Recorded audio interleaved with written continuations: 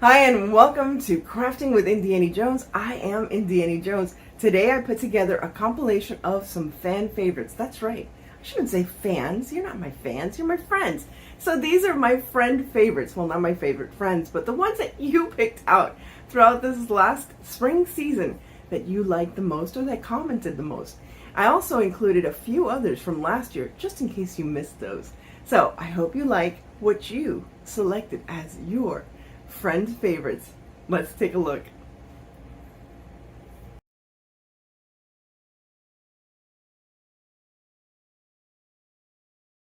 Here is the purple flower that you saw in my intro, and all I'm doing here is I had cut squares in different sizes and now I'm rounding them off. It's very easy to just fold it in half and fold it in half again into quarters and just round it off to make a circle. Then once I have it folded, I just cut in about an inch to create the petals on each side. So I fold it in half, and then the other half that I'm going to fold into a quarters right there, I'm just going to cut in about an inch, no more than that, because you don't want your flower to fall apart. So here I'm showing you that I'm going to use 16 circles, and these circles are 5.5 inches, 4.5 inches, and 3.5 inches. Once you have all four cut in the different sizes and cut in circles and then made the petals. Yes, we're using fire once again. I know.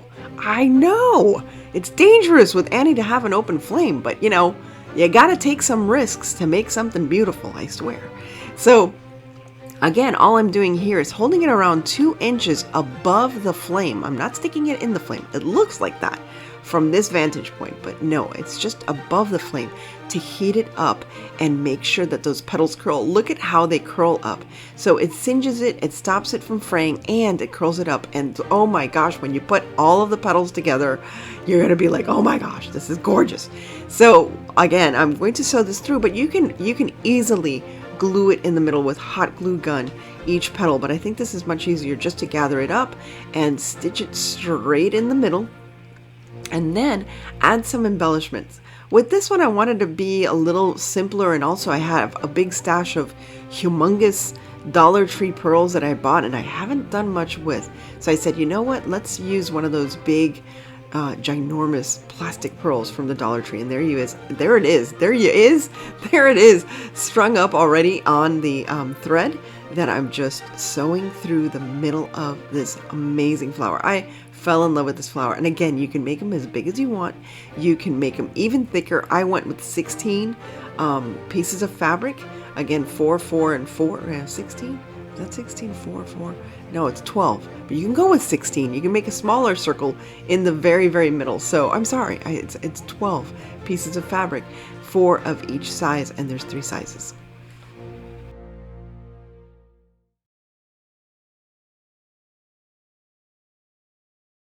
Is such that any alliance between us must be regarded as a highly reprehensible connection. Reprehensible? Indeed, as a rational man, I cannot but regard it as such myself, but it cannot be helped. Almost from the earliest moments of our acquaintance, I have come to feel for you a passionate admiration and regard. Well, naturally. Which, despite all my struggles, has overcome every rational objection, and I beg you most fervently to relieve my suffering and consent to be my wife. No, don't relieve yourself here. I just cleaned this room. Oh no. You just barged in here and just started talking about relieving yourself in this room. I mean, what do you want me to tell you? Seriously. I mean, what were you thinking?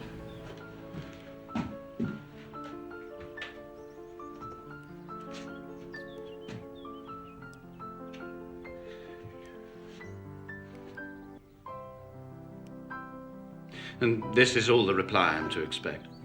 What else did you want from me? I might wonder why, with so little effort at civility, I'm rejected.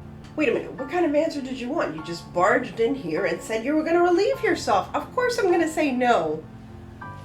I mean, thank you for the compliments and everything, but I mean, whoa, dude, whoa. To any area, and also a wonderful way to use scrap cardboard So you're saving money and you're saving the environment and also making something very customized and pretty to store jewelry or even craft supplies. I have a couple of book boxes that I want to use in my craft room, and this is just going to add to it. So instead of having, you know, stamps and other items just hanging around, they'll be nicely hidden in this lovely little book box that I am making today. So whatever measurements you want to do, because you can make this any size you want, what I would suggest, especially for the sides of the book box, is to make sure that you double up on the cardboard just to make it extra sturdy. We're going to also add something else to make it sturdy on the sides, and you'll see that in just a moment. So all I'm doing here is, the first thing is I would measure out your cardboard, make sure it all matches up so that you can add the sides and that they're perfectly matched up with each other. And what I used at the bottom, obviously, for the back cover and the front cover of my book box is just one continuous piece of cardboard. Now, in the future, when I make another book box, I was thinking I would like to have that curved edge on the back of the book so that it looks more bookish. Does that make sense? Bookish? Like, not like wears glasses and stuff, but you know, it has that curved spine. So that's what I would like to do the next time I create this.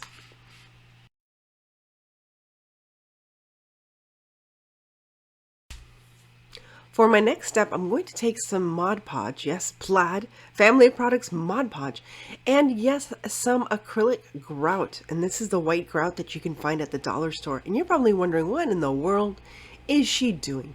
Well, I'm kind of creating a little bit of something called gesso, but it's not gesso yet. I'm going to create some homemade gesso in just a moment. And what I'm doing is fortifying those sides, as I said before.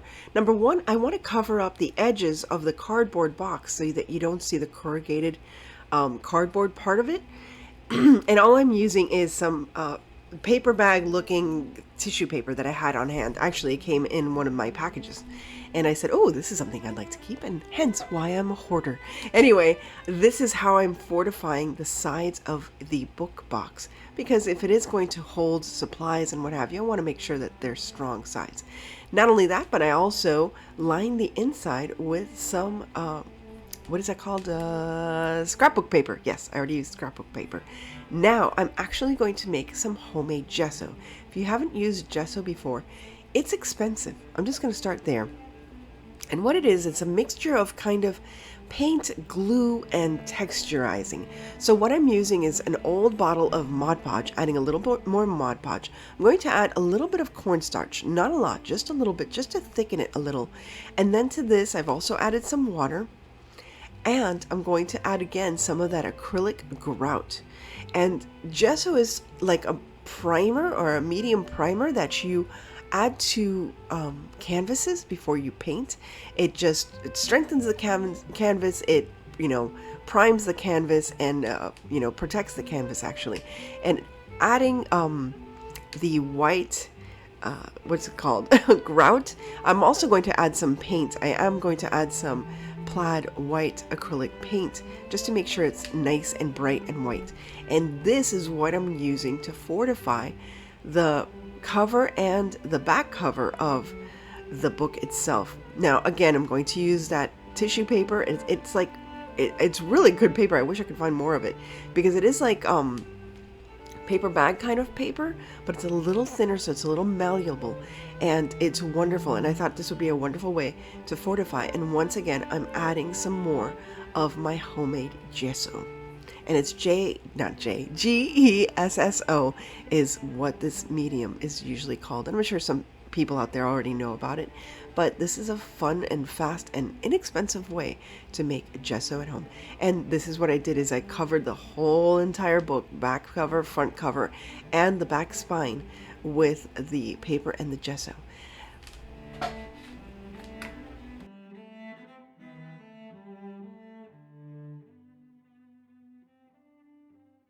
Now for this next step, all I'm going to use is that white acrylic again.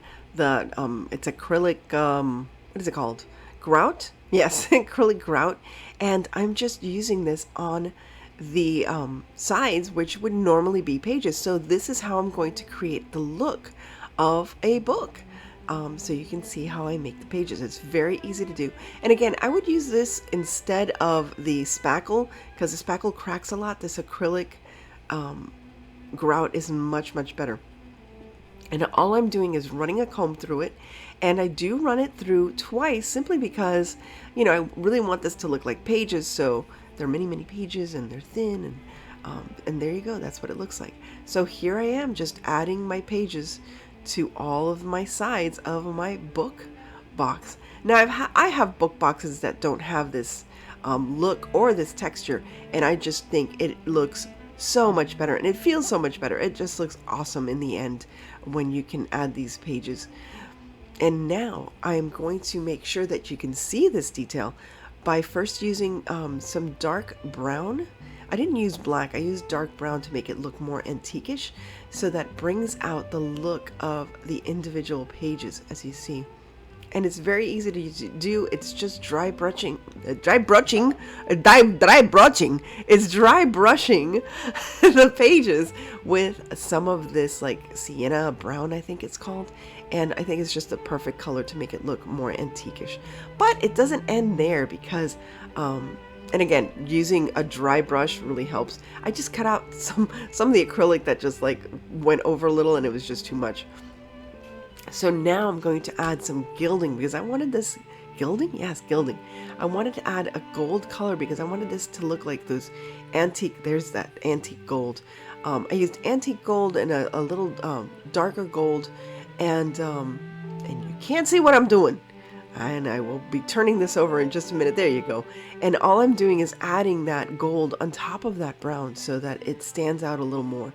So yes, it looks like a vintage book, but at the same time it has that beautiful gilding, which, you know, old antique books used to have. I just love this look. I had so much fun doing this. I've been wanting to do this for a while for you guys. Now, I always use graphicfairy.com for all of these beautiful pictures and paintings that she has on her website, and they're free. They're wonderful. She has such a variety. So if you love shabby chic, dark academia, cottagecore, so many different styles, vintage, you will find the right picture for your project. But before I do that, now that I have my book primed, I'm actually going to color it so that it matches the background of the picture itself. So here I added a little bit of cream color, and now I'm aging it just like that picture is, just using a little bit of that brown once again, aging it, and also adding a little bit of gold to the edges of the book.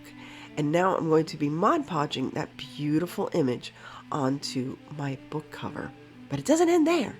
It doesn't end there. We just keep adding more and more and more. I use so many different techniques to make this book box, and that's why I found it so enjoyable. I hope that this really stands out as something new for you to do, and I hope you try making it yourself.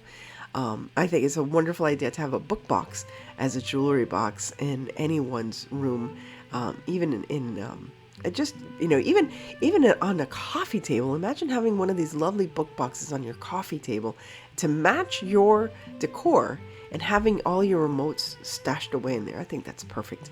So now I'm just going to continue embellishing the background of that page. Oh, I'm using my little, what is that? The little roller thing. Here I'm using one of my Prima molds, and of course I have to use a little bit of cornstarch so that the air dry clay doesn't get stuck to it. And this is a perfect way to frame out any drawing or painting or any artwork that you use in your book box. And I know this is a strange way to use a brayer or roller, whatever you want to call it, but my fingers aren't strong enough to get all the stuff in the clay and all those nooks and crannies, so I just decided to use the roller, and I actually like the way it works. It got everything into the nooks and crannies, and I didn't have to hurt my little fingies. So there, obviously, I have to do some trimming, but there you can see how nice this is going to look. But it's not going to end there. We're not just going to leave it like that, obviously. I was just measuring it out, and then I'm going to put this aside on some wax paper and let it dry overnight. And I did let it dry overnight, and now I'm just painting it again with the antique gold, and I use a combination of antique dark gold and some bright gold just so you can have some highlights and stuff, just like you would in a normal frame. So here I am, and I do like this antiquish gold more than the bright gold. So I just use the bright gold just to go over some highlights here and there. And once this is all done and dry, then we can add this to the book box cover. However, before I add these embellishments, I thought it would be cool to continue to add some art or some embellishments to my book box cover. Now, I was lucky enough to find some stamps, believe it or not, at Goodwill. These are stamps that I already had. I believe I got them at the Dollar Tree, believe it or not. The one with the birds is directly from the Dollar Tree. And all I'm doing is adding some of these stamps just to add some more character to the book box cover, so it kind of matches the artwork that I am including in the middle. Just some signatures and some words here and there. I think it just adds so much more character. Again, I was having a lot of fun with this project. Now, it doesn't end there. I loved the roses in that drawing, in that painting, so I decided to replicate the roses all over the book box, so they just jumped out of that artwork and are just, you know, sitting around all over the book box cover and the spine as well as the back cover. So I just added some pink and different colors of pink, dark pink, light pink, to make the roses come to life, and a little bit of brown. And the same thing with the green for the leaves. I'm using different shades of green so you can see the light shining off of the leaves just as they appear in the painting itself. Again, I do not consider myself a painter, but I can, like, you know, dab and dot. That's how I'm doing it. And here's the spine. Look how different it looks now with just adding these little embellishments of these little roses. So if you don't have a stamp, you could just do this.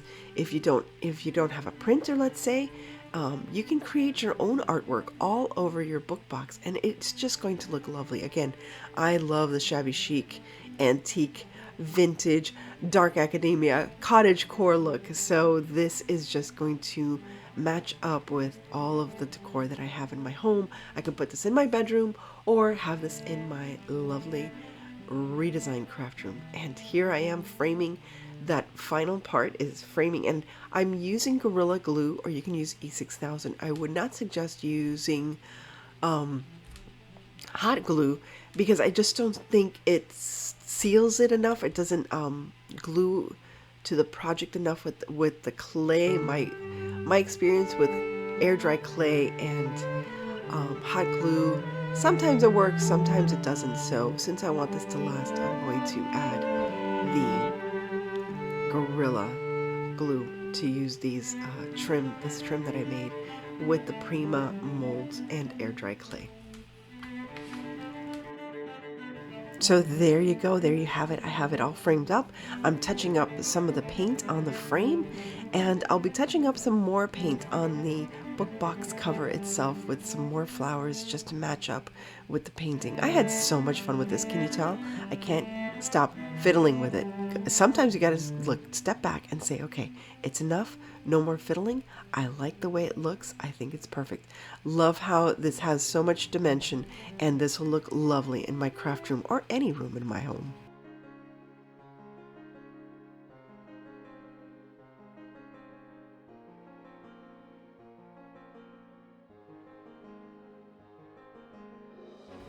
For my next idea, here's another fun flower you can use with scraps that are cotton. I love it. Look at this fabric. Isn't this perfect? I found this scrap. It was a remnant at Hobby Lobby, and then I couldn't find the actual fabric because I wanted to buy more, but I had just enough to make a flower. So what you're going to do is make 3-inch circles, and for this project I suggest you make 6. You can make more if you like, or less, but I wouldn't go any less than 5 or 6. So this one is going to use 6, and this is going to be another layered shabby chic flower. So here all I'm doing is making very tiny little what do you call it, stitches? Yeah, tiny little stitches with my very long needle, and just stringing it through. And you would do it on the open edge, on the rounded edge. And it is so cool because as you sew together or stitch together the rounded edge, it actually brings the straight edge and makes it rounded. I know it sounds weird, but it works. Now here I just decided, okay, let's change it up so you can see more of the roses. Again, all I'm doing is these tiny, tiny little stitches. I hope you can see very little stitches. And again, this is another project that you can literally sit and watch your favorite TV, movie, or even just sit outside and enjoy a beautiful sunset while you create these wonderful shabby chic flowers. I love this technique. I think it's absolutely beautiful, and it just has a wonderful effect at the end. So as you go along and you take your circles and you sew them together, you're just going to gather them together, and that's what's going to become your petals. Each one of these little circles that you half and then stitch are going to become beautiful petals for this wonderful little flower that you can see right there below me. And that's why I say it's, you know, usually best to do at least 5, if not 6. 6 creates a fuller flower, but you can also continuously stitch and add more petals and actually wrap them around and around each other, creating like a type of shabby chic rose.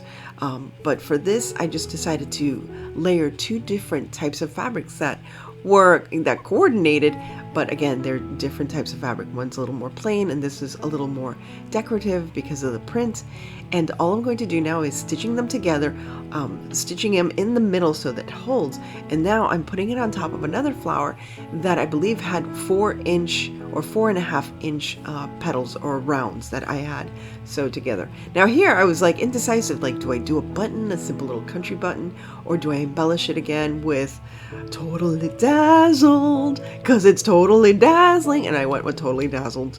I mean, you blame me? Look at it. I love it. This one is so cute as well. And again, use it as a pin, use it as anything you like, especially for spring.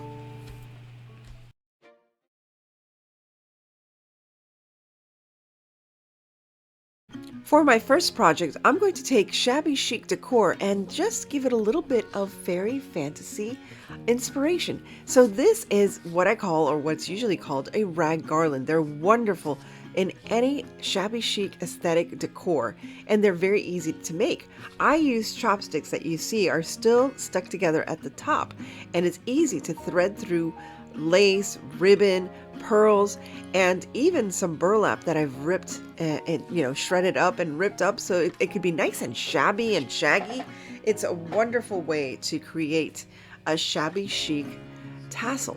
So all I'm doing is gathering all the tassel and cutting the ends just to make it even, not to make it perfect, but more or less evening it out. I hate using that word, evening it out. I don't know if that's a correct word. Making it even, okay? And then once I tie it at the top, here I am pulling it off of the chopsticks to make it easier for me to tie it in the middle. There you see the rag garland, or the rag tassel is tied in the middle, and all I'm going to do is this top of the tassel, we're going to change it up, and this is where it becomes fairy core. Because usually with the tassel, not only do you tie it at the middle, but you also tie it so it has like a little bit of a bump at the top of it. Well, that bump is going to become part of the corset, you could say, of our fairy dress. Yes, this little shaggy, raggedy tassel is actually going to become a fairy dress. And just with a few additions, it comes to life. It's absolutely beautiful. So here I'm adding a little lace heart so that it looks more like a corset, and then I'm going to add some more trim around the waist so it adds to the look of the skirt.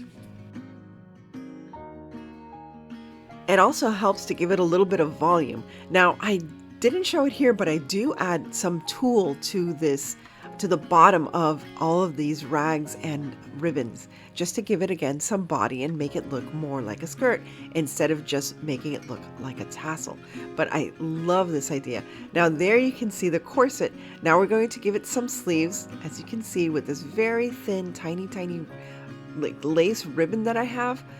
It's always so good to keep all of your lace and your ribbon and your little findings. Every little piece counts, and especially if you do shabby chic, it's like, don't throw away any ribbons or any lace because it all comes in handy. So here I am adding the sleeves, quote unquote sleeves. And then, of course, to make it look even more like a dress, I am going to, or make it more like a fairy actually, I'm going to add these beautiful leaves that I had in my stash and make these look like fairy wings. It's very easy to do.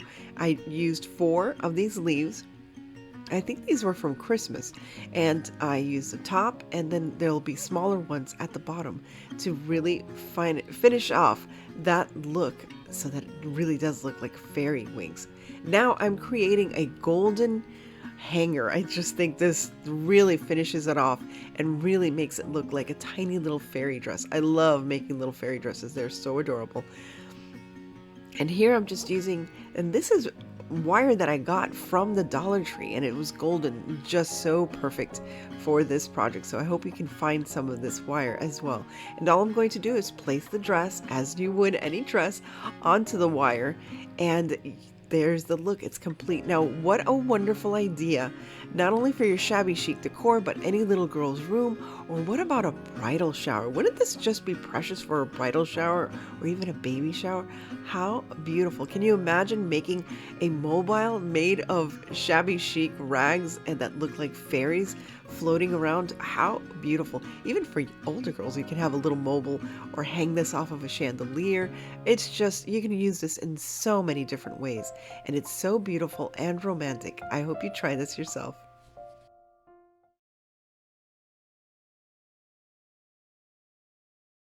So this is a little window frame thingy from Target. I think it was $3 at Target during Christmas time. Didn't use it for Christmas, but it's still hanging around. So I decided to use that like roughed up, painted.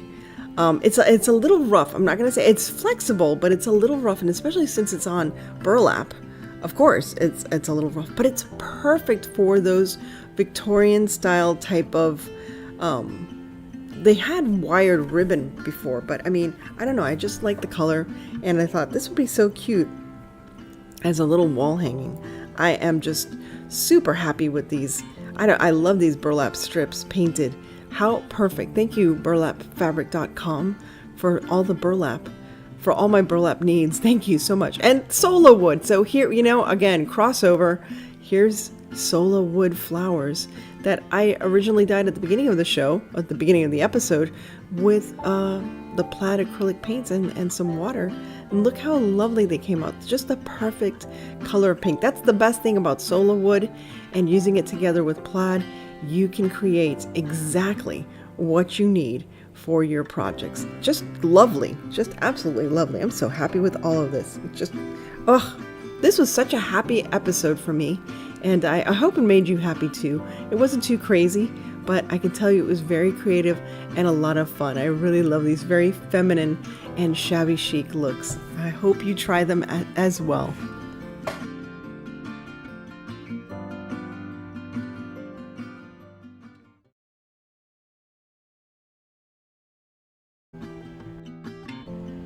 For this first project, you can make use of all those wonderful Amazon boxes you have lying around the house. Yes, you just need a piece of cardboard, a straight edge ruler, and a cutting implement. A knife, a scissor, and flowers and glue. Now, the flowers I'll be using today come from SOLA wood. SOLA wood makes beautiful wood flowers. Here they are, and what I love about SOLA wood flowers is that you can dye them yourself.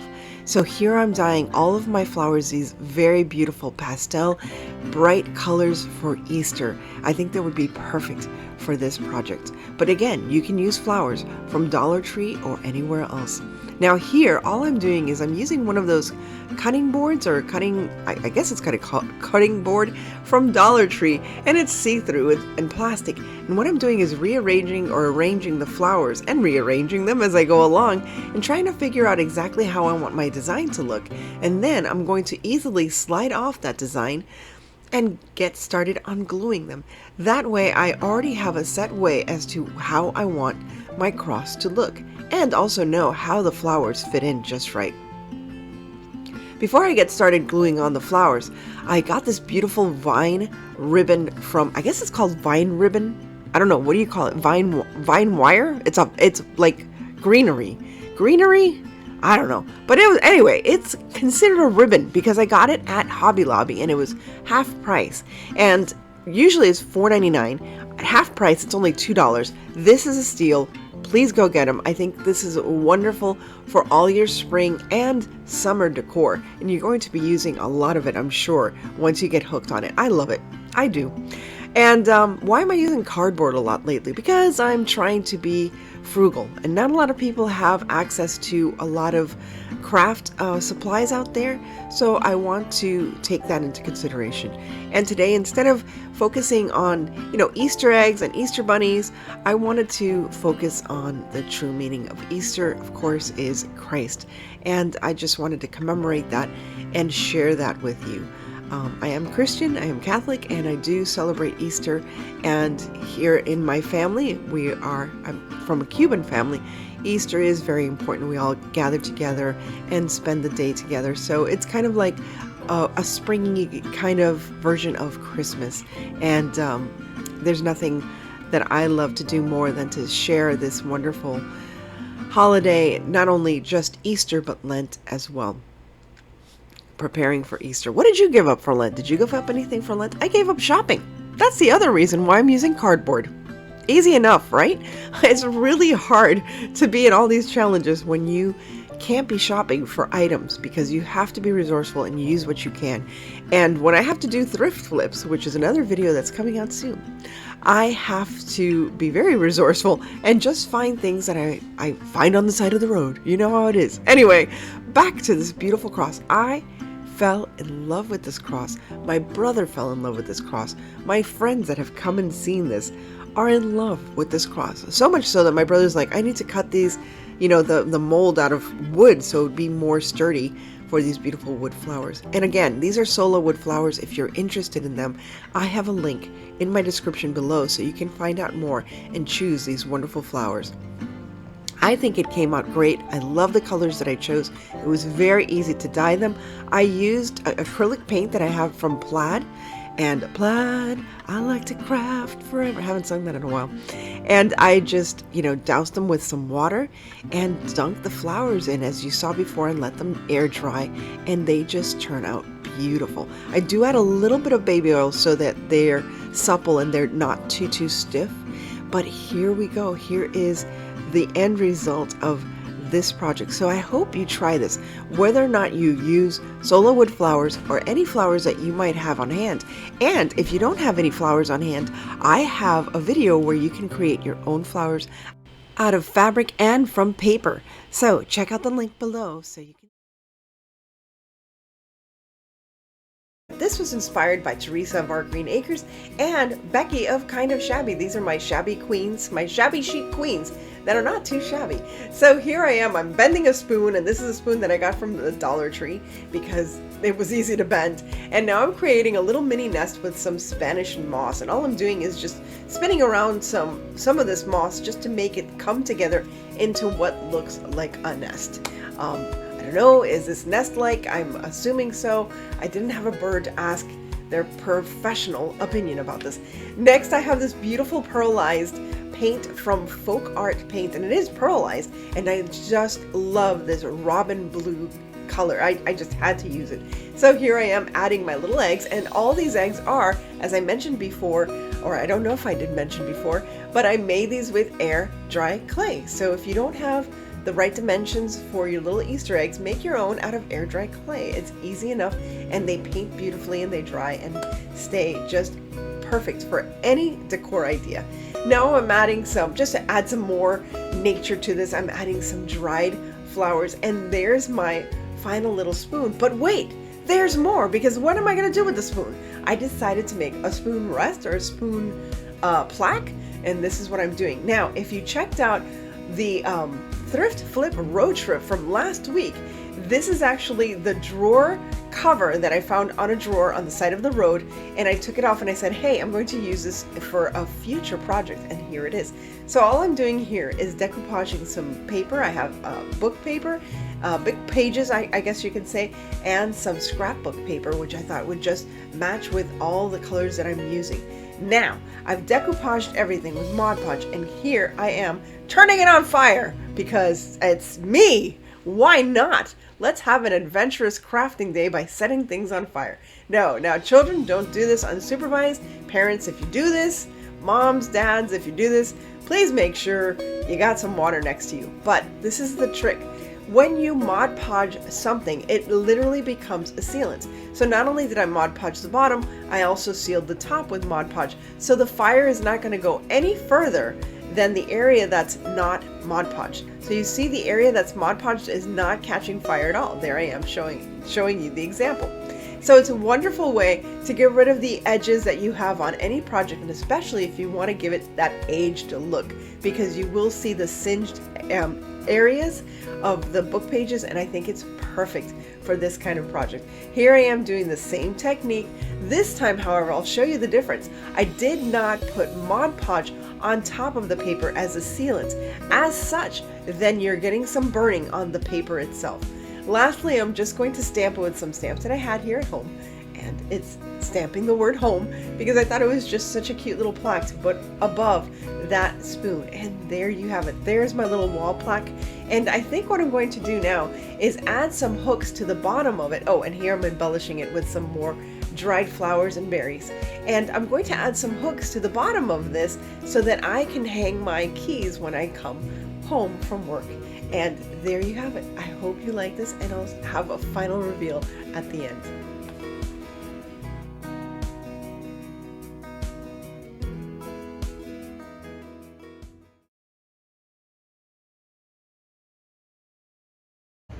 So first, what I'm going to do with this egg is I'm going to cut open a hole. So there's like a little peekaboo hole in the large Easter egg.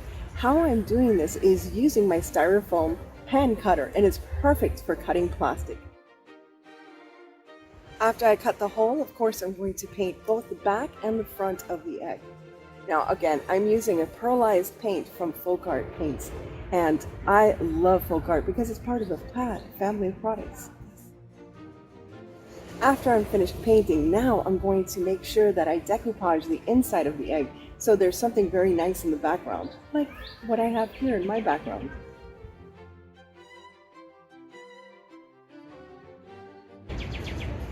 So using Mod Podge, I'm decoupaging the inside of my egg so that there's a lovely background. What I'm going to put in the inside yet, I still don't know, but I'll be coming up with that idea in just a moment.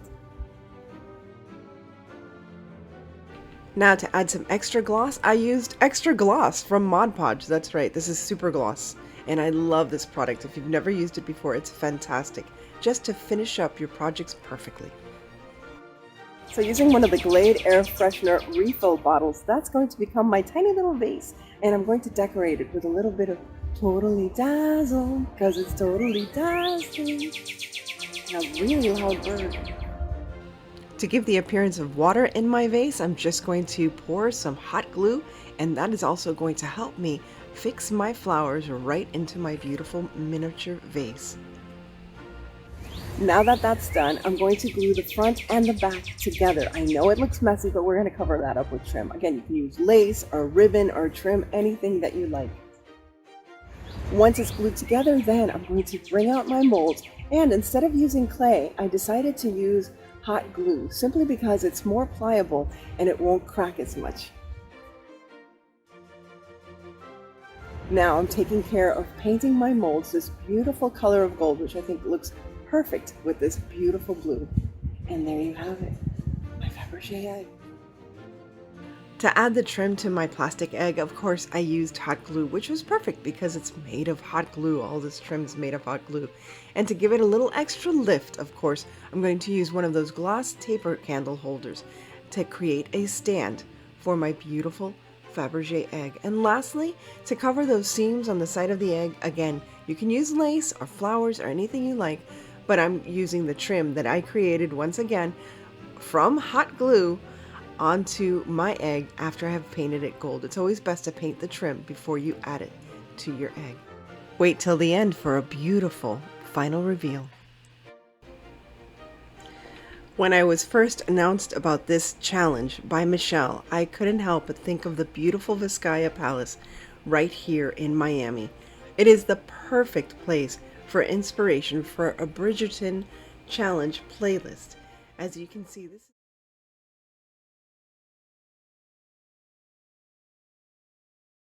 So for my next project, I'm going to use some of the Plaid Family Products paints again.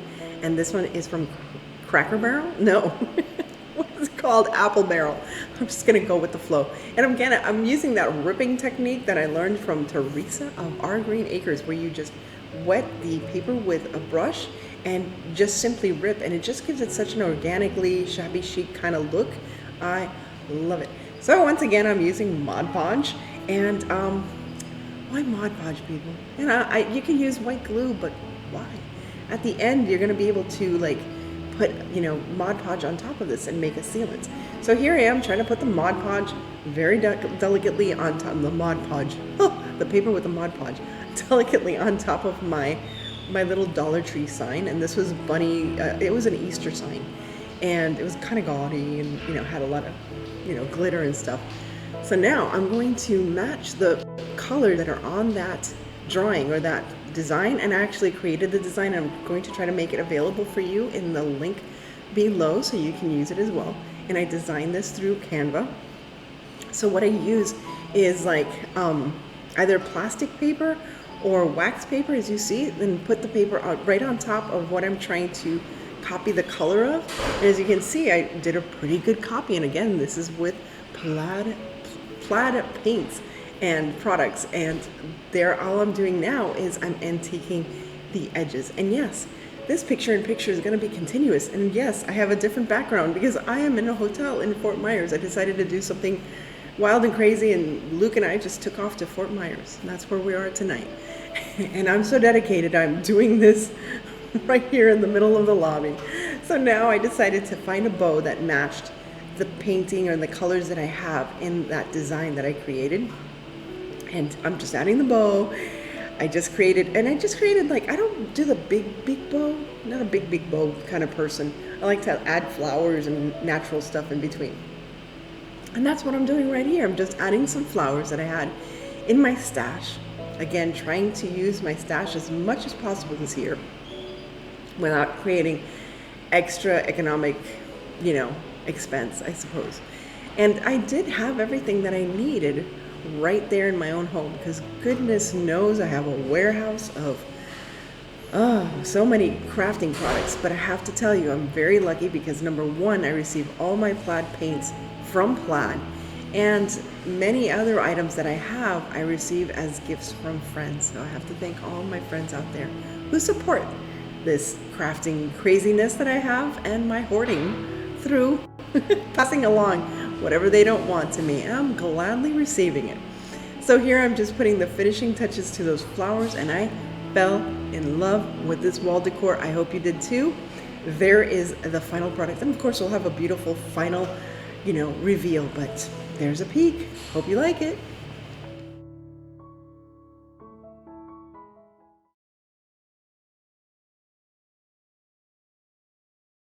Now, this is one of my favorite tricks to do in creating metal-looking flowers. Recently on Teresa of Our Green Acres, she had this beautiful frame that had these wonderful, huge wooden flowers. I don't know if it was metal or wooden, but they were beautiful, and that inspired me to create this design for my project today. All I'm doing is using these small appetizer, I think they're appetizer spoons that you can get at the Dollar Tree. As you heat them up, they actually lose a little bit of the silver tone and look a little bit more like pewter, which is perfect. Now, you have to be careful and you have to be patient. Don't set the spoon on fire. I know, you know that I like to work with fire, but just be very gentle and very patient as you wait for the spoon to heat up. You can shape it into flower petals. Now, many people have done this with the larger spoons, and here I am just cutting off, quote unquote, the little petals so I can add it to the flower bud, to the rosebud.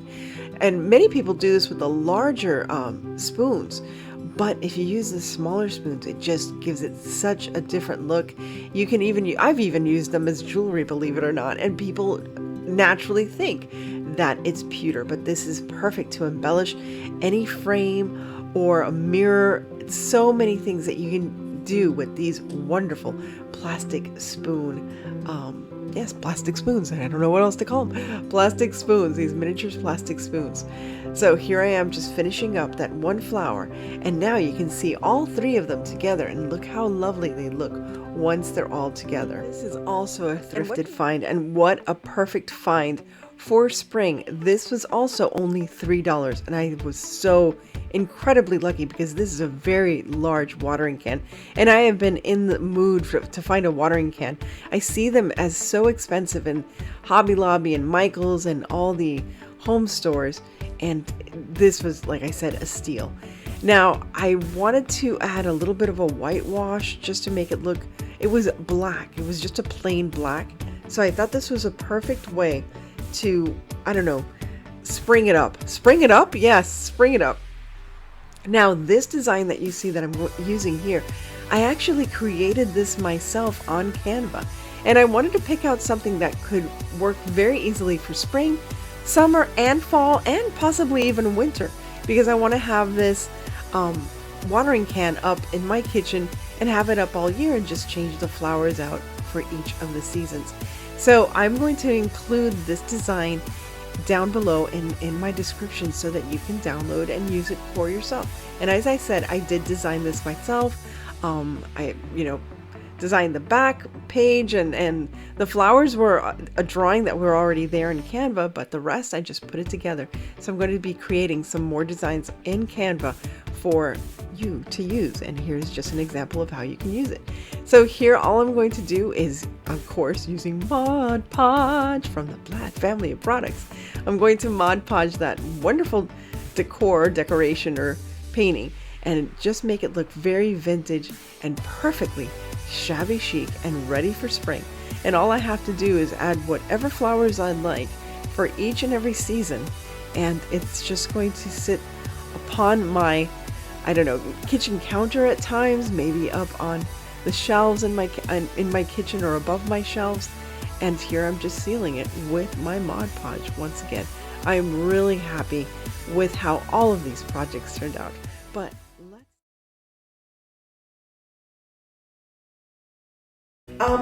let's get to the farmhouse and let's get started. Oh, I don't have a farmhouse. Is the kitchen counter okay? Yeah, let's go to the kitchen counter. All right, let's go. What you'll need to create your wagon wheel is a hula hoop, some dowels. Now there's two sizes, you can use the smaller ones, this little trinket box, or you can also use a ribbon spool, so save those ribbon spools. Now I'm just using some painter's tape to mark off the halves because we're going to have 8 spokes, so I thought it would be easier to just mark off the half vertically, then horizontally, and then diagonally, as you'll see in just a moment. Now I have seen others making wagon wheels, but I don't think anybody has ever used this method, which I think is a lot easier. All we're going to do now, once we've marked off where our spokes are going to be, we're going to use our handy dandy glue guns. Mine happens to be a Surebonder. I'm still waiting for them to notice me. One day, my Surebonder prince will come. So all I'm doing is using the heat from the glue gun. I'm not pressing, as you can see, I'm not pressing on the trigger, and I'm just making holes all around the hula hoop, which will fit our dowels perfectly, as you can see somewhere there. Now, my dowels happen to be a little too long, so I'm just chopping them up with my handy dandy little saw. I tried to use some snips, but they weren't strong enough, so for Mother's Day gifts, children, my boys out there, your mom needs some better tools for crafting. Now I'm just assembling my wagon wheel. Look how easy this is. You're just putting in your spokes. Boom, boom, boom, just like that. 1, 2, 3. And as you can see, they're all the same size spokes, and you'll see why in just a minute. This little trinket box is absolutely perfect to make a wagon wheel. And you'll see it's because these spokes or these dowels fit right in to the back of the box. And I'm just gluing down the spokes into the back of the box. It's amazing. It's the exact same size. And that's it. And then you flip it over And there you have it. You don't have to worry about those spokes falling out. Then I'm going to take this outside and spray it down. You can use silver or black. I used white for this example. Now you can go ahead and put your flower arrangement straight onto your wagon wheel, but because I want to use this all year long, I decided I was going to make a base out of EVA foam. It's a little thicker EVA foam. I love using EVA foam. And some moss ribbon. If you watched my moss truck, you saw me making it with some of this moss ribbon. So this is going to be the backdrop for my flowers, and you'll see why. This way I can make it a wagon wheel that I could use all year long and just remove my flowers, save them until the next spring season or summer season. Here I am adding some eucalyptus. Who doesn't like eucalyptus? And I always love eucalyptus with anything farmhouse or shabby chic. I'm really getting into shabby chic. I've always liked shabby chic. So if you like it too, I'm going to be focusing more on that, especially for Mother's Day. I also love Mackenzie Childs and anything whimsical and fun. Just fun crafts, you know? So here I am just continuing to add greenery. The way I do my flowers is I usually add greenery first as my backdrop, and then I use my flowers to fill it in. I am lucky enough to have a bunch of flower buds that were donated to me by a friend of mine after she had a bridal shower. She just gave me a whole bunch of silk flowers, and I have organized them by color. I know. That's crazy, but I like picking out a color and just saying, okay, I'm going to use yellow, I'm going to use blue or white, and that's the color schematics that I am using for this wagon wheel. Of course, every time I say wagon wheel, I want to sing the song Wagon Wheel by Darius Rucker. I don't want to sing it here because I don't want to get hit, but it's a fun song. You got to find it. Darius Rucker, Wagon Wheel.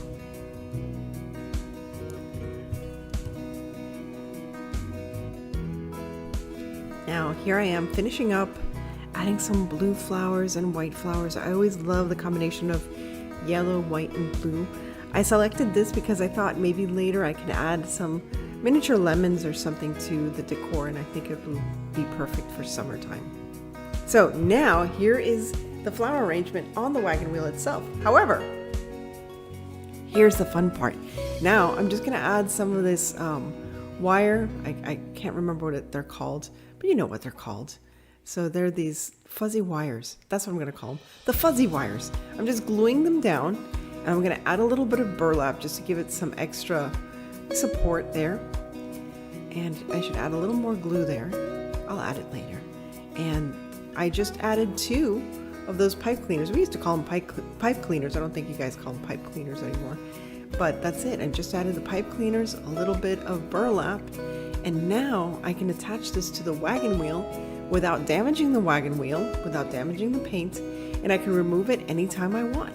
So I can have a wagon wheel all year long. See how nice it looks? I mean, it's really, really nice. You don't damage the wagon wheel. And if I want to, I can add ribbons. I didn't want to add ribbons. I wanted to keep this nice and simple, very country fresh. And all I'm going to do now is flip it over and just tie it down with those ties. You can also use zip ties if you don't have those pipe cleaners. But yeah, you can use zip ties, whatever it is that you want to use, you can use it. But just create a base so that you can remove it when it's done, and you'll always have your wagon wheel ready for any season, anytime, and you can just change it up all you want. I'm actually going to make a few of these wagon wheels for my home decor. I want one in black as well, and maybe one in a pastel pink for my boudoir. So there you have it, a wagon wheel for your home. Hope you like it.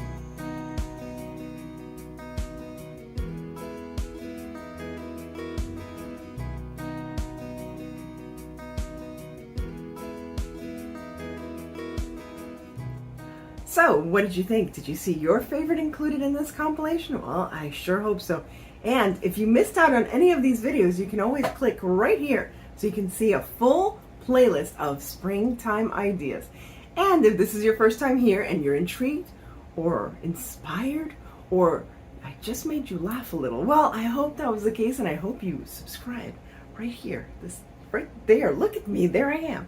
So subscribe and come back for more. I hope you come back on Sunday because I will have another video for you with some new ideas. As I always say, stay safe, be kind, God bless each and every one of you, and remember to live the adventure. I'll see you again soon. Bye!